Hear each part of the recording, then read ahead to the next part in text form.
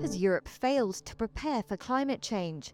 It was one of the first major economies to set a legally binding target to reach net zero emissions by 2050.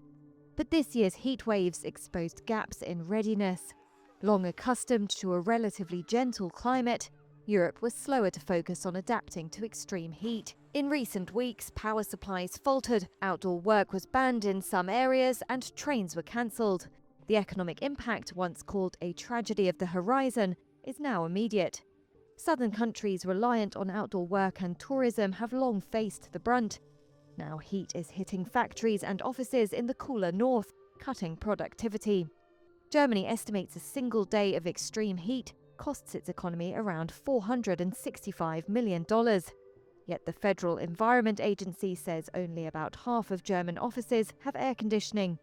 While Brussels sets the broader climate agenda, adapting to heat and extreme weather is mainly the job of national and regional authorities.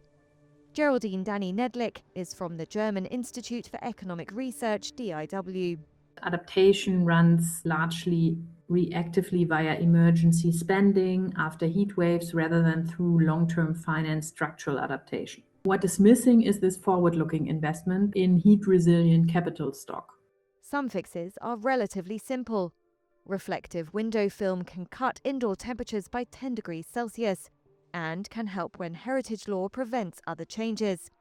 Irene Zeman, who leads business adaptation in North Rhine-Westphalia, sees some momentum. We can really tell that the understanding this changing climate is impacting my business.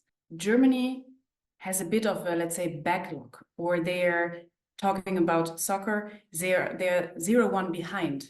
Because for now, it has not been that much of an issue, but having a heat wave and consecutive days of hot temperature and that heat dome effect, that is new. None of our assets, none of our buildings or infrastructure, electricity networks or machines, they are not prepared for that kind of heat that cannot be reduced during night. Many solutions demand deeper change, reworking shifts to cooler hours, redesigning workplaces, and rethinking transport and urban spaces. There's no one-size-fits-all, with the EU Climate Commissioner saying, quote, "There's no point saying from Brussels how the Greeks or Spaniards need to battle wildfires." From 2021 to 2025, 72% of EU climate spending went to mitigation and 18% to adaptation.